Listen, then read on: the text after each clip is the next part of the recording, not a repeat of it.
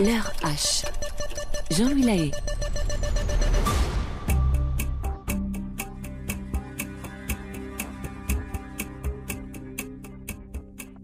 France, un soir de semaine qui ne ressemble à aucun autre.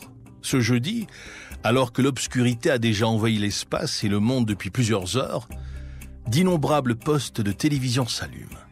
Les programmes, les annonces, les messages publicitaires s'enchaînent alors que s'approche l'heure d'un rendez-vous que beaucoup attendent.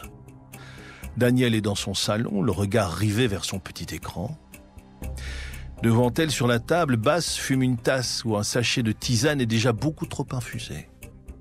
Depuis 1 mois maintenant, la France, la Belgique et toute la francophonie au fond, tous les amoureux de la chanson et de la poésie sont en deuil. Leur voix s'est éteinte comme elle les a fait vibrer.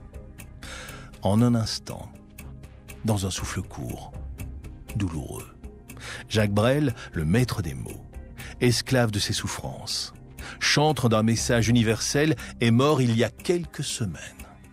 Depuis lors, ses écrits, ses musiques, ses interventions, tout repasse sans cesse, en boucle, brisant au passage les cœurs, provoquant de nouvelles larmes.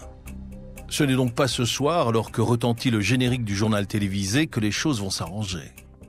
Georges Brassens est invité. Il va s'exprimer pour la toute première fois au sujet de la mort de l'artiste.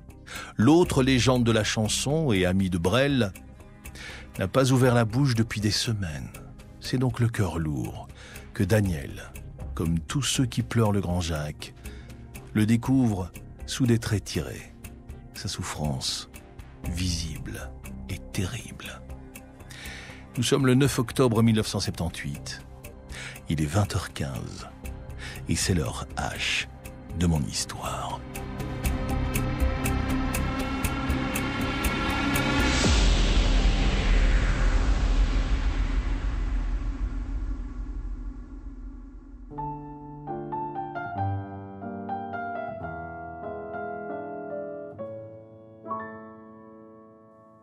Lorsque la moustache mythique de l'un des plus grands paroliers de la chanson française apparaît à l'écran, Daniel, fasciné, saisit machinalement sa tasse fumante sur la table basse en acajou. La trentenaire se redresse, détache son dos de l'assise moelleuse de son canapé et murmure entre ses dents, seul, face à son poste. « Mon Dieu, mais cet homme est brisé. » Et elle a raison. Si aujourd'hui il y a bien un homme qui est orphelin de Brel sur cette terre, c'est bien lui, Georges Brassens. Celui qui apparaît au journal télévisé ce soir est bien différent de celui que toute la francophonie connaît pour sa bonhomie et son sourire communicatif. Non, assurément, ce soir, l'accent chantant de Brassens est à l'agonie, triste comme la pluie d'un soir d'hiver. Dans le salon feutré de cette maison de province, l'atmosphère, dès que le chanteur ouvre la bouche pour parler de son ami, se délite.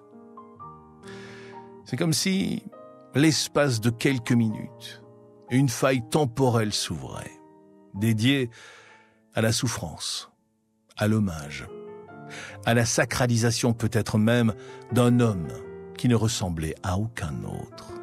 Un sourire immense, prêt à accueillir le monde dans sa bonté, une voix qui porte et qui aura su faire passer des messages. Brassens plonge le regard vers le sol, joint ses mains qu'il n'arrête pas de bouger. Ses yeux sont éteints et sa bouche est tordue par l'émotion. Il bafouille quelque peu. Il n'est plus à ce moment-là celui qui chante de se méfier du gorille. Il n'est plus cet homme droit et fort qui suscite le respect de ses pairs et de son public depuis des décennies.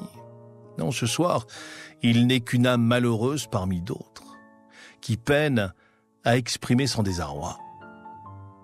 Si vous n'aviez pas insisté pour me voir, je crois que je me serais défilé. Premier contact visuel avec la caméra. Les yeux du vieux chanteur sont baignés de larmes. Mais d'un autre côté, comme il y a tellement de gens qui aiment Jacques, c'est difficile de pas... Enfin, tout ça, c'est très difficile. C'est un ami, un membre de notre famille qui est mort et c'est très difficile d'en parler. Vous savez, Moi, j'aime bien te parler de la mort pour rigoler, mais sérieusement, je ne sais pas le faire. Ces mots lui échappent, sa pensée tombe dans le gouffre de la douleur, mais sa parole, elle, est d'or, écoutée par tous comme un hommage funèbre sous les arcades d'une cathédrale. Je pense pas qu'il soit mort, Brel. Avec ce qu'il a fait, avec ce qu'il a écrit, avec ses qualités d'homme et ses qualités d'écrivain, d'auteur, il est pas mort. C'est comme s'il était vivant. Il est plus vivant que jamais. À ces mots, rongé par l'émotion, Daniel se lève lentement de son divan, les yeux embués de larmes. Elle ne veut plus continuer d'écouter le déchirant témoignage de cet ami qui pleure la perte de l'un des siens. Elle s'avance vers le côté de l'appareil, et alors qu'elle s'apprête à éteindre, elle se ravise. En guise d'apothéose, le poète à la moustache grise glisse ces quelques mots. Il avait ce fameux mal dont on ne veut pas dire le nom. Mais on croyait que ça allait mieux. Il était très content, il était très heureux. Je crois qu'il est mort en pleine joie de vivre. Daniel appuie sur le bouton. L'écran s'éteint et la pièce, immédiatement, retombe dans une torpeur. Daniel est bouleversé. Pour elle comme pour tous, Jacques Brel semblait être un roc à qui rien ne pouvait arriver. Mais nul n'est immortel en ce monde. Et cela est aussi valable pour les symboles. Cette pensée fugace, traversant son esprit embrumé, Daniel va fermer ses volets. La nuit ne l'accompagnera pas plus ce soir. Morphée, en général, est une bonne compagne en cas de malheur. Plusieurs centaines de kilomètres plus loin, un homme aussi a regardé attentivement la séquence du journal télévisé. Le regard plongé vers l'extérieur. Il observe longuement le mouvement des branches déjà privées de leurs feuilles. Au coin des lèvres, sa pipe, bourrée de tabac, émet à intervalles réguliers une fumée pâle et triste. Cet homme, bien sûr, c'est Georges Brassens. Il y a quelques heures seulement, dans ce salon se tenaient les équipes du JT chargées de recueillir ses premières impressions. Des jours, des semaines qu'elle lui faisait la cour, tentant de lui arracher coûte que coûte ce qu'il avait à dire. C'était l'un de ses amis qu'il avait convaincu de parler un mois après les faits. Parce qu'il vaut mieux que ce soit toi, plutôt que ces opportunistes qui ne le connaissaient pas et qui jonchent les plateaux, lui avait-il dit. Un peu désarçonné, sans avis particulier sur l'intérêt ou non de le faire, et là aussi de ses sollicitations, Brassens avait accepté. Derrière lui, dans le vestibule, le téléphone sonne. La sonnerie régulière tire Brassens de sa torpeur. Il ne veut pas répondre. Il est tard. C'est pas une heure pour appeler les gens. Sa pipe fumante réchauffe ses doigts perclus d'arthrose. Ses yeux, eux, n'ont pas bougé. Son regard, toujours, observe les branches qui dansent et se tordent, elles aussi de douleur. Deuxième coup de téléphone. Brassens ne bouge toujours pas. Oh, tant pis si c'est urgent. L'intéressé n'aura qu'à rappeler demain. Ses doigts, contractés autour de cette pipe incandescente, manifestent son agacement. Troisième tentative. Cette fois en rage, il déboule dans son vestibule et s'empare du combiné. « Allô ?» Ah, le ton est loin, très loin d'être aimable. « Georges, c'est Lino. » Immédiatement, la colère se transforme en soulagement. Lino, c'est Lino Ventura, l'un des monstres sacrés du cinéma français. Une gueule autant qu'une voix, une présence autant qu'un phare dans la nuit. Tu vois que j'avais raison. T'as bien fait de parler. Jacques aurait été content. À l'autre bout du fil, Georges Brassens ne répond pas. Ému, il sanglote. Il n'est pas certain, n'en déplaise à Lino, que ce qu'il a dit aurait plu à leur ami. Il l'a fait parce qu'il a été poussé à le faire. Oui, cet homme qui l'avait convaincu, c'était Ventura. Mais Lino, ce n'était pas Brel.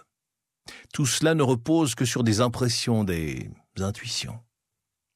Jacques n'était plus là pour confirmer.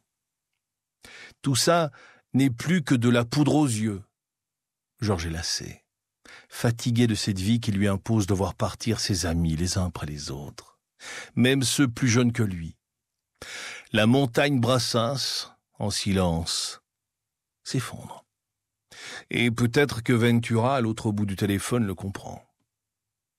Il n'insiste pas. « Je t'appelle demain, Georges.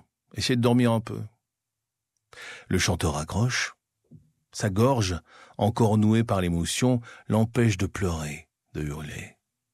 Seul dans l'obscurité de son entrée, il ferme les yeux, se rappelle aussi de la voix de son ami. Résonnent dans la pièce les paroles des plus grands succès de Brel. Plus profondément encore, c'est aussi son rire unique, jovial et prenant, qui vient mourir dans ses oreilles. Georges Brassens, prisonnier de son esprit vieillissant, voyage.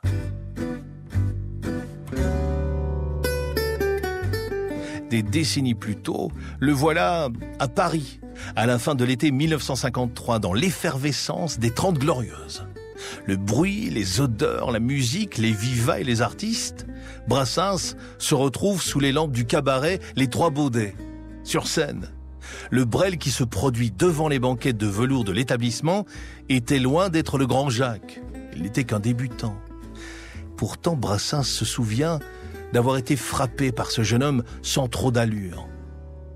Dans la ferveur parisienne, c'est son sourire qu'il avait remarqué en premier lieu, celui de son ami, celui qu'il pleure aujourd'hui, Jacques Brel, le poète qui savait chanter. Nous voilà donc plongés en plein cœur d'un Paris ahurissant de vie et de nouveautés. Fleurissent dans les artères de la capitale de France de nombreux établissements de nuit. La ville ne dort jamais. De jeunes artistes du monde entier viennent tenter leur chance sur les planches. Danseurs, chanteurs, musiciens, en groupe ou en solo, tous rêvent de se dresser au niveau des grandes stars de l'époque. Certains ne sont pas encore nés, d'autres, par leur nom, font déjà rêver les plus ambitieux. Django Reinhardt, Trenet, Salvador et Brassens. La moustache brune et la tignasse bouclée, le grand Georges est un exemple de réussite qui parle aux jeunes Belges qui s'avancent sur scène.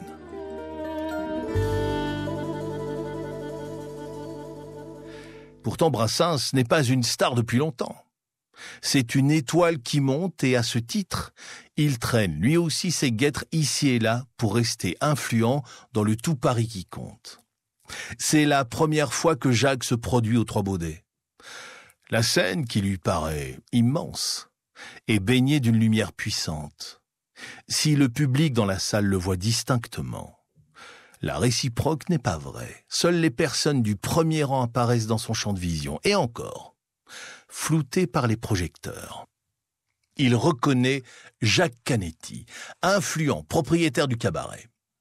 Derrière lui, presque camouflé, se tient Georges Brassens. Ce dernier est amusé par l'allure de cet étranger qui se lance ce soir. Un chanteur qui s'accompagne à la guitare, ça n'avait plus rien d'original. Et pourtant, ce garçon, assurément, dégage quelque chose, une émotion forte, puissante. Une fine moustache entrée le vieillit. Elle ne tardera pas d'ailleurs à disparaître.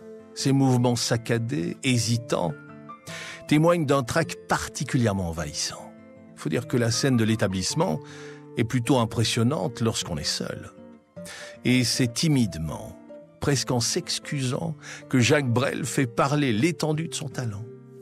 Sa voix est certes puissante, sa tessiture intéressante, mais l'amplitude qu'on lui connaît aujourd'hui n'en est encore qu'à ses balbutiements. Marié, père d'une première fille, s'apprêtant à accueillir sa deuxième, Brel est perdu comme un poisson qui découvrirait son nouveau bocal à Paris. C'est Canetti en personne qui lui a téléphoné pour lui faire quitter sa Belgique natale. Tous les lundis, le propriétaire, flottant dans un costume trop grand pour ses frêles épaules, réunissait en grande pompe un comité extraordinaire, chargé de présenter les nouveautés. Quand la voix de Brel avait résonné dans la pièce, Canetti avait été convaincu de lui donner une chance. Cela avait commencé par une audition devant le patron de Philips, qui lui aussi comprit qu'il se cachait quelque chose de brut et de talentueux derrière le jeune homme venu de Bruxelles. Brassens, au deuxième rang, est subjugué. Oh, pas tellement par les chansons que le chanteur interprète en levée de rideau, non, elles n'obtiennent que peu de faveur. Ce qu'il transcende, sans qu'il puisse l'expliquer, ce sont les doigts, les mains immenses de Brel qui semblent envelopper le manche de sa guitare avec une aisance inégalée. Georges Brassens est convaincu, mais il quitte ce soir-là le cabaret sans pouvoir rencontrer le jeune chanteur. Ce n'est que partie remise. Canetti se chargera de faire l'intermédiaire. Sans le savoir, le propriétaire de cabaret sera donc indirectement à l'origine d'une des amitiés les plus fortes que la chanson française n'ait jamais pu connaître. C'est au mois d'octobre de la même année que les deux hommes vont commencer à se côtoyer. D'un ton moqueur, dans son accent chantant de la Méditerranée, Brassens appelle Jacques l'abbé Brel. Ouais, drôle de surnom qui renvoie à l'éducation particulièrement stricte et religieuse de cet ovni, certainement pas destiné à la scène. Né d'une famille bourgeoise, ses parents ne le voyaient pas devenir chanteur. Et pourtant, s'accrochant à son rêve, Brel connaît un début de carrière un peu mouvementé. D'abord en Belgique, où il chantonne. Son père est un magnat du carton. Alors il fait entrer son fils au service commercial de la boîte. Il y rencontre sa femme, se marie en juin 1950, devient père une première fois. Et puis l'appel de Canetti et la gloire. La première force de Jacques Brel, la première inspiration qu'il a pu être, c'est celle-ci. Sortir de son milieu, oser emprunter le chemin escarpé plutôt que la route tracée par la destinée. L'ascension pourtant est difficile, âpre. De nombreuses fois, Brel manque d'abandonner, de lâcher l'affaire et de rentrer à Bruxelles. Mais chaque fois, Brassens le pousse à continuer. Son succès fulgurant lui a permis de se faire des contacts. Il n'hésite jamais à parler de Jacques Brel, de le présenter sous son meilleur jour. Le premier admirateur de Jacques, avant qu'il ne devienne Brel, c'est Brassens. Le jeune Belge ne s'y trompe pas. Il sait ce qu'il doit à cet homme qui, derrière son air bourru, est un véritable amoureux des arts et de la musique. Brel commence à enchaîner les prestations dans des cabarets prestigieux comme l'Échelle de Jacob. Chaque fois, les mêmes doutes viennent polluer l'esprit des programmateurs, jugeant que ce style de prestation n'a plus rien de novateur, n'a plus rien à apporter. Chaque fois, Brel, prenant confiance concert après concert, renverse les doutes, consolide sa puissance scénique, suit les conseils qu'on peut lui donner. Les retours toujours sont unanimes. Voilà un gamin qui vit pour la musique, et mieux, qui tient quelque chose. La fin de la décennie 1950 est celle de l'ascension pour Brel, de la confirmation pour Brassens. Les deux amis ne se perdront plus jamais de vue. Armé de sa confiance et de sa sensibilité déjà absolument hors norme, doté d'un cœur à la puissance extraordinaire, unique en son genre, Brel se fait une place. Dans son pays natal, il se produit en 1955 à l'ancienne Belgique, devient la star du programme Musique Parade. Il comprend enfin qui il est. Longtemps, ses hésitations, ses doutes aussi, auraient pu l'empêcher d'avancer plus avant. Sa carrière n'aurait jamais pu se façonner sans les amitiés qu'il trouve sur sa route, en particulier celle de Brassens, qui lui, peut-être dans les premiers, a vu cette faille chez Jacques, ce trou béant de sensibilité, de souffrance inexpliquée, inexplicable, qui l'anime et le guide. Déjà, il est un poète, mais son art est en constante mutation. Il joue des mots comme des notes, se nourrit des inspirations. C'est l'une de ses autres forces. Brel est de ceux qui sont capables de voir l'impossible, d'appréhender les non-dits, de décoder le tourbillon des émotions qui emportent tout sur son passage, mais qui, par ambivalence, passent souvent inaperçus chez celles et ceux qui ne peuvent se targuer d'avoir sa sensibilité. Déjà, pour évacuer cette sensation constante de trop-plein émotionnel, Le poète chante en fume, beaucoup. Le démon qui se nomme cigarette en fait sa victime et le poussera un jour dans les abysses. Nous sommes le 17 juin 1957. L'été qui vient, radieux, offre aux Français ses meilleures prémices. Jacques Brel, lui, transpire à grosses gouttes. Et pour cause. Ce soir, et pour la première fois, il se produit à la télévision. Son titre, Quand on n'a que l'amour, enregistré il y a quelques mois chez Philips, est un véritable carton. Un formidable coup de pouce. Mais quel trac! Quelle pression aussi! Cette représentation, assurément, est le fruit de son travail, mené durement, avec passion. Et cette incroyable force de caractère qui est la sienne, aujourd'hui plus encore, lui permet de toucher du bout du doigt le rêve qui lui tord l'estomac depuis des années. Brel s'avance, amorce d'une voix forte et puissante ses premiers mots, si touchants, si forts. Lui, le père de famille, le mari d'une femme, expose aux yeux du monde sa vision de l'amour, ce que cette puissance du lien de l'autre lui a permis d'obtenir et de réaliser. Cette chanson, évidemment, il l'écrit pour sa famille, mais aussi pour ses proches, Brassens notamment, en première ligne. Cette période de sa vie est bénie. Pendant plus de 10 ans, le chanteur vit une ascension fulgurante, colossale. L'Olympia d'abord, dans une ahurissante série de concerts qui le font entrer les uns après les autres, chaque fois un peu plus dans la légende de la chanson française. Cette fois, Jacques est devenu Brel. Un jeu de scène unique en son genre. Une puissance de voix et de gestes qui assomme, qui transcende. Le chanteur se dépouille pour son public, libère les monstres qu'il garde d'habitude enfermés dans sa poitrine.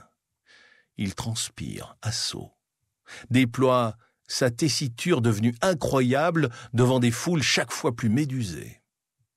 Brel signe chez Barclay, enchaîne les concerts, les albums. Les États-Unis veulent le voir sur scène. L'ennemi de l'oncle Sam, en pleine guerre froide aussi. La Russie tente le tout pour le tout.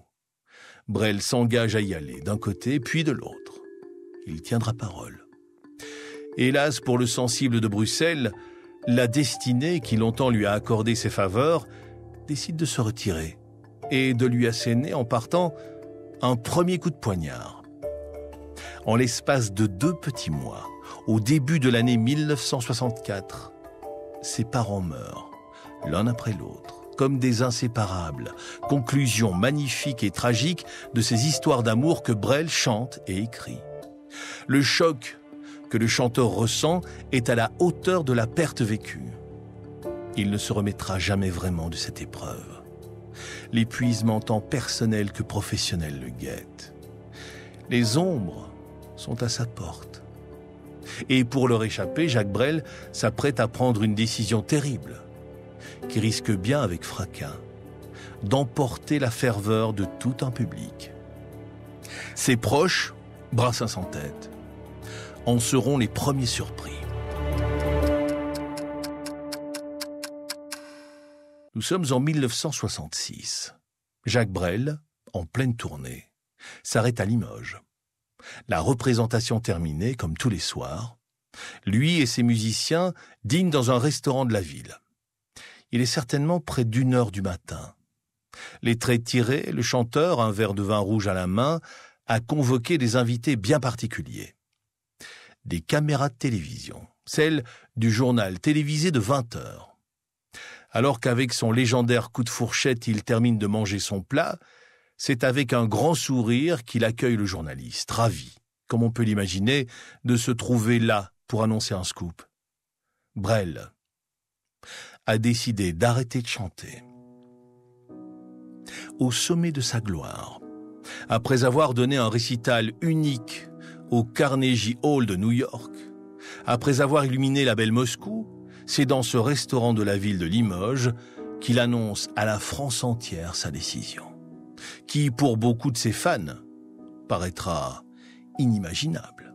Et pourtant, le journaliste, accoudé à la banquette derrière lui, dans un geste presque paternel, semble entourer le chanteur de sa présence. Alors, la question qu'on se pose bien sûr, c'est oui ou non, abandonnez-vous la chanson? Le chanteur, la bouche encore pleine, tourne autour du pot. J'aime pas le mot abandonner. Il s'arrête, reprend sa respiration, et le couperet tombe. J'arrête de chanter. Autour de lui, pas de surprise sur les visages, évidemment. Il a déjà fait part de sa décision à ses musiciens, à son équipe technique. Et lorsque le journaliste lui assure qu'il abandonne son public, dans un sourire, le verre de rouge à la main, Brel se détend. Mais non. Il y a 15 ans que je chante. Le journaliste peut acquiesce. Et c'est marrant, personne n'a voulu que je débute et personne ne veut que je m'arrête. Sacré pied de nez à ceux qui n'ont pas cru en lui. Éclat de rire général. Jacques Brel annonce dans la douceur l'une des décisions les plus fortes de sa vie. Mais le journaliste, avide de gros titres, cherche à obtenir plus d'informations. Titi le chanteur. Lui affirme qu'il arrête pour fuir les gens comme dans sa chanson « Ces gens-là », dans laquelle il décrit ceux qui se prennent pour ce qu'ils ne sont pas. Chaque fois, Brel, qui s'agace un peu, répond par la négative. Très vite. Il semble clair qu'il ne reviendra pas sur sa décision. Dès cette interview, on comprend pourquoi Brel décide de tout stopper. Il suffit pour cela de l'écouter. Le chanteur est certainement, en réalité, victime de ce qu'on appelle aujourd'hui un burn-out si fort, si puissant, qu'il le propulse hors de la scène. C'est pour aller voir, pour avoir le temps d'aimer, justement. J'ai un rythme de vie qui ne me permet pas de prendre le temps d'aimer. J'ai envie d'aller voir, de regarder, m'offrir le temps de me taire. C'est bon, ça, non? C'est ça dont j'ai envie. Ça s'appelle la liberté. Ouais, les choses sont clairement dites. Pourtant, une partie de son public, évidemment déçu, ne va pas tarder à le vilipender, estimant qu'il se retire pour profiter de son argent, les délaissant au profit de sa fortune. Non, c'est mal connaître Brel, cet homme dont l'amour de la scène aura guidé les pas pendant plus de 10 ans, le faisant sortir de la route qu'il avait devant lui, toute tracée. Non, Jacques Brel n'est pas un profiteur, non. Il arrête parce qu'il ne parvient plus à reprendre son souffle. La cage thoracique bloquée, le souffle court. Il a le sentiment que sa vie lui échappe. Alors pour se préserver, il quitte la scène, dans une immense liesse teintée de tristesse. D'abord à l'Olympia, le 1er novembre 1966, puis le 15 novembre à Bruxelles, au Palais des Beaux-Arts. Pour lui, c'est le début d'une nouvelle vie, prêt à partir pour l'aventure. Brel ne se pose aucune limite. Il apprendra durant ces années l'essence même du mot « vivre ». Notre histoire se poursuit dans les rues de Paris, le 10 mai 1967. À toute beurzingue, la main gauche sur le volant, la main droite sur le levier de vitesse, Brel file entre les avenues et les boulevards au volant de sa voiture. Les freins crissent, l'accélérateur est à fond et son copilote à ses côtés se tord de douleur. Non, rassurez-vous, Brel n'est pas devenu pilote automobile. En revanche, il conduit l'un de ses amis à l'hôpital. Et ce gars a la moustache devenue bien grise. C'est Georges Brassens. Comme Brel, le parolier est un as de l'intériorisation. C'est une éponge. Ce que l'esprit ne peut évacuer, le corps le paie. Crise de colique néphrétique. Une douleur telle que le cœur s'emballe et qu'il est impossible de se mouvoir. Je vous laisse imaginer la tête des équipes de soignants lorsque, bras dessus, bras dessous, l'équipage de stars se présente. Lorsqu'ils se quittent ce jour-là, Brel embrasse son ami en lui annonçant son départ prochain pour Rio de Janeiro. Il va être membre d'un jury de la chanson. Ahurissante trajectoire. C'est que le chanteur va s'évertuer à épouser la vie du mieux qu'il le peut. Sa gouaille, son charisme si particulier, est recherché par l'industrie du cinéma. Les risques du métier, la bande à Bono, chaque fois ses prestations sont saluées. Une comédie musicale produite aux États-Unis porte son nom. Elle sera jouée à New York durant plusieurs années. Le 6 janvier 1969, un entretien mené par un journaliste du magazine Rock & Folk passe à la postérité. Il réunit Léo Ferré, Brassens et Jacques Brel, bien entendu. Les trois hommes y refont le monde. Le Belge arbore une longue tignasse qui rappelle sa quête de liberté. Il prend la mer, est à la tête de nombreuses expéditions maritimes. Il en fera même une avec l'une de ses filles, France. Tout un symbole. Le temps du bonheur est là, entre les caméras du 7e art et l'appel de l'océan. Ce qu'il vit le revigore, lui fait pousser les ailes. Il signe à cette époque avec Barclay un contrat de 33 ans. Et si après tout, après cette pause, le chanteur qui rendit immortel Amsterdam revenait? Les espoirs bientôt sont perdus. Non pas que Brel n'en ait pas l'envie, non. Le fait de signer ce type d'engagement appelait certainement la volonté d'un retour. Non, c'est une vieille connaissance de Brel qui va tout chambouler. Vous vous souvenez de cette destinée qu'il a quittée une première fois, au moment de la mort de ses parents? Bien, elle est de retour, et cette fois, dans son sillage. Le bonheur a disparu. Ne la suivent que les légions du malheur, des ennuis. Elle forme l'avant-garde d'une terrible chef de guerre, impitoyable, la maladie.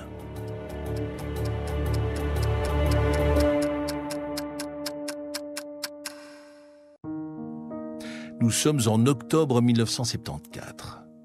Jacques Brel à Paris attend dans un couloir blanc, immaculé comme ceux des cliniques, aussi froid qu'angoissant. Comment peut-on apprendre dans des endroits pareils de bonnes nouvelles ou cultiver l'espoir? Il faut pour cela une force de caractère ahurissante. Mais Brel, lui, n'est pas comme les autres. Il illumine les endroits dans lesquels il passe, de son aura et de son charisme. Il s'est donc soumis sans broncher aux examens médicaux qu'on lui a proposés. De cette toux persistante, il ne s'est pas inquiété. Il aurait peut-être dû. Le médecin qui le reçoit ce jour-là, lunettes enfoncées sur le nez, instrument et stylo dans une poche de sa blouse blanche, ne sourit pas. Les résultats ne sont pas aussi bons qu'espérés. Monsieur Brel, à la lecture de ces rapports, je constate que vous êtes atteint d'une tumeur relativement petite sur la partie supérieure du poumon gauche. Bon, rassurez-vous, ça semble opérable. Sa dernière phrase a beau se vouloir rassurante, le langage non-verbal du toubib en dit long. Est-ce que Brel accuse le coup? Pas vraiment. Il est touché par une saloperie, voilà. À quoi bon se lamenter plus que ça? Attentivement, le chanteur écoute le professionnel de santé lui développer le protocole à venir, son intervention, le lieu dans lequel il veut être opéré. Dès ce premier rendez-vous, le coup de massue passé, l'artiste prépare avec les équipes qui le suivent son plan de bataille. L'objectif est clair, affiché pour tout le monde. La vie, la vie, la vie. Rien d'autre ne compte. Brel veut s'en sortir, continuer d'écumer les mers et de croquer la destinée à pleines dents. Alors que bien d'autres, certainement, en apprenant une nouvelle pareille, pourraient se tordre de crainte, d'incompréhension, crieraient à l'injustice, se morfondraient dans les limbes de la souffrance, Jacques Brel lui pousse la porte de l'hôpital en compagnie de son compagnon le plus fort, son sourire, à lui seul. Il est capable de vaincre toutes les facéties de la vie. La partie, pourtant cette fois, est très loin d'être gagnée. L'annonce de la maladie de Jacques Brel est un séisme à bien des égards. Pour le chanteur et ses proches déjà, évidemment. Pour ses amis, Brassens, Ventura aussi. Et le public, lui non plus, qui ne l'a pas oublié, bien au contraire. Ses prestations au cinéma, les espoirs d'un retour, tout cela alimente une popularité au firmament. Le chanteur est rapidement opéré au mois de novembre 1974 à Bruxelles. Son lobe supérieur gauche disparaît et on espère alors une rémission rapide. il n'en saura rien. La très grande consommation de tabac du chanteur est telle que le mal est plus profond que prévu. Mais Brel, en bon amoureux de la vie, n'abandonne pas. 1 mois après son opération, il est de retour sur les mers. C'est à cette période qu'il commence à réfléchir à déménager dans les îles. Ce sont de nouveaux examens médicaux à Bruxelles, en février 1976, qui l'incitent à sauter le pas. Cela passera d'abord par la location d'une maison aux îles Marquises, dont il va tomber éperdument amoureux. Les médecins sont de moins en moins optimistes, mais lui, au contraire, croque la vie à pleines dents. Offre même à son public un ultime disque qui sort dans les bacs en novembre 1977. C'est un véritable carton. C'est aux Marquises, à compter de janvier 1978, que la vie se décide à l'abandonner jour après jour. Rien ne permet plus d'enrayer le mal qui le ronge et, rapatrié d'urgence en France, il meurt à l'hôpital de Bobigny le 9 octobre 1978. Chambre 305, à 4h10 du matin. Ainsi se dissipe par la fenêtre ouverte l'un des plus vigoureux souffles de vie que la chanson française ait pu connaître. Brel, certainement bien malgré lui, est devenu un symbole. Il n'est pas qu'un chanteur. Le grand Jacques est un poète, une tête extrêmement bien faite. Pourquoi pas même un philosophe? Encore aujourd'hui, il n'est pas rare de voir ses prises de parole émailler nos réseaux sociaux, pourtant plus de 40 ans après sa mort. Ce n'est pas pour rien. Ces mots justes, ces prophéties, ces paroles de réconfort et de motivation, tout porte à croire que Jacques Brel avait compris le sens de la vie. A-t-il trouvé la réponse au creux des vagues, sous les couchers de soleil des Marquises? Ou bien cela, plus certainement, est venu de son incroyable sensibilité, de ce courage et de cette abnégation hors du commun, absolument fou, terrible, aussi vertueux que destructeur. Sa présence scénique, ce dépassement de soi, prouve que Brel était d'une autre classe, d'un autre monde. Sa flamme incandescente illumina le monde de la chanson puis du cinéma. Et pour cela, celui qui hurla un jour qu'il ne voulait pas être quitté ne sera jamais oublié. La postérité, dorénavant, est sa demeure. Il a gagné ici-bas ce que les grands artistes recherchent tous, l'immortalité. Son départ, en tous les cas, renverse ses amis avec une force aussi terrible que pouvait l'être le souffle de vie qui animait Brel. Brassens subit là certainement ce qui ressemble pour lui à la perte de trop. Il mourra, physiquement à bout de force, quelques années plus tard.